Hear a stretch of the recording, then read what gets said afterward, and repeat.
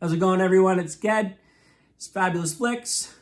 First and foremost, I want to thank everybody for following along. It's cool to see over 200 of you liking and following these. It's awesome. Most of you I know and have known since I was quite young, so it's been great to reconnect with you. And to the newcomers, welcome. Don't forget to like, subscribe, share, comment, share a story. I love it. So welcome to day 25. We're going to do something a little bit different today. Today we're actually going to review a new movie. Yesterday I went out, masked up of course, with my gloves on and adhering to all the social distancing things, waited in line, and went and picked up the hard copy, the physical copy of the new Bad Boys for Life in 4K. And I thought it was really important that I reviewed this movie, so we're gonna do something a little bit different, and I hope you enjoy it.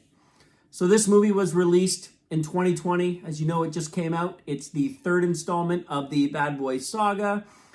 We first saw the charismatic Mike Lowrey, played by Will Smith, in 1995, driving a beautiful Porsche 911.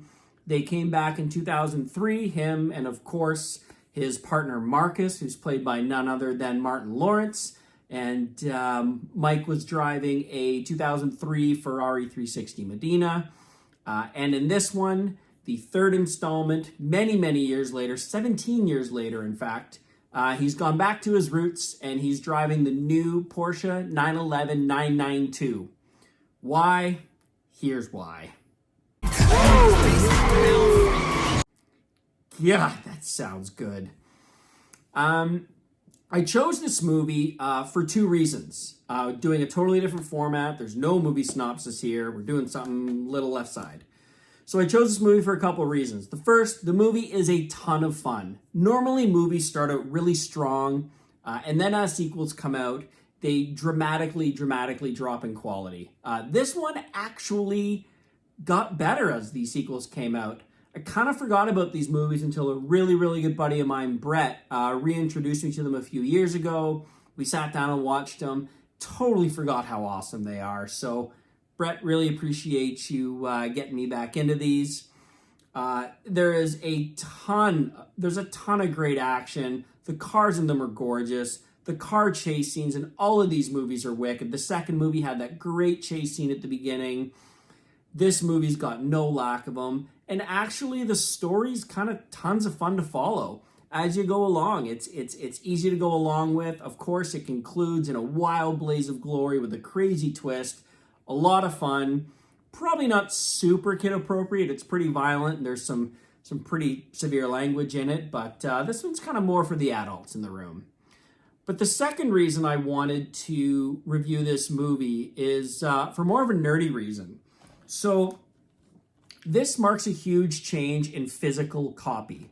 And what I mean by physical copy or physical media is the actual disc itself. So the 4K, the Blu-ray, and the DVD. If you can see here, it says IMAX Enhanced. Sony has changed a bit of their business model and they're diving into physical media. They've engaged in a relationship with IMAX.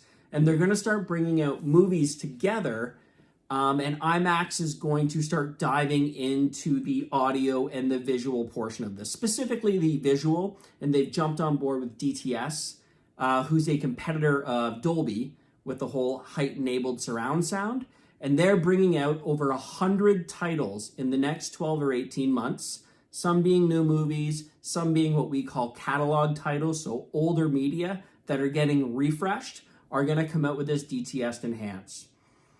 I got to tell you, I have the wonderful fortune of hanging out here on a 130-inch screen, and I have a pretty cool wife who let me put a 4K projector in here and have 11 channels of audio, so 7 surround, 4 heights, and 2 subs.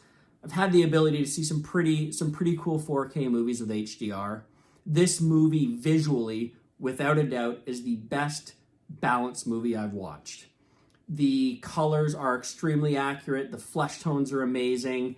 Even things that are really tough, like the black levels, the dark color scenes, the amount of detail that IMAX has infused into this is amazing.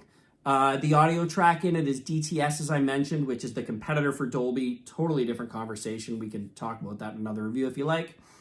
Not only is it clean and precise and crisp, and it booms with subs, but what I love about it is they did a good job balancing the dialogue. A lot of times, if you've probably noticed, you might be shaking your head at this point, you turn the volume up, the surrounds go crazy, but you can't hear anything anyone says. This job did an incredible job with both surround and dialogue. So there are a few projects that they've put out, kind of dabbling into this before they made this big announcement they were jumping into bed together. By that I mean Sony and IMAX. So there's a few other titles available, and I'm going to run through them. So number one is Angry Birds 2, which apparently is getting rave reviews, although I've never seen it. Beautiful Day, starring Tom Hanks. The 2019 release of Charlie's Angels. I don't think you're ever going to see me review that movie. Jumanji, The Next Level, is also an IMAX project. Now, confession, yesterday when I was picking up this movie, I actually had the Jumanji Chapter 2. I'm kind of looking over in the corner because now Stacy's looking at me accusingly. I had both movies in my hand, and I almost bought them both. Jumanji 2 was great, and I would love to see it redone in this IMAX Enhance. If you're more into nature and National Geographic stuff, Space Station has been released. Turtle Odyssey, narrated by Russell Crowe, which kind of sounds awesome. And last but definitely not least, Zombieland Double Tap. So here's my 10-second pitch for why you should buy physical media. Yes, it costs more money. You can buy the movies on iTunes or Google Play, and they're about $20, $25 at new release.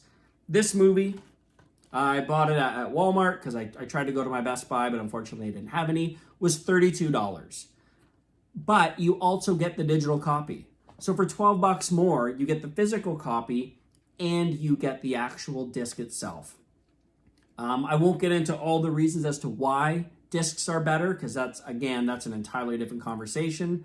However, if you've invested in a 4K TV, a fairly big one, anything north of really 55 inches, and you've invested the money into a surround sound system, trust me, you're going to want to buy the disc. Streaming and buying things digitally is super convenient, but it is night and day difference, both for video and especially for audio when it comes to what you're going to be able to hear coming out of the speakers. It's not placebo effect. It's not a sales pitch. It is way better. So yeah, that's my quick review. Really excited about this IMAX and Sony relationship they got going on. Excited to see what's coming up next. If you do have a 4K HDR TV and you do have a surround sound, check this movie out. They are a ton of fun. You can actually buy all three, I think, for $40 that are in 4K, and I'm pretty sure the last one is still IMAX enhanced. They didn't have it when I went to look for it. Have a great weekend, guys.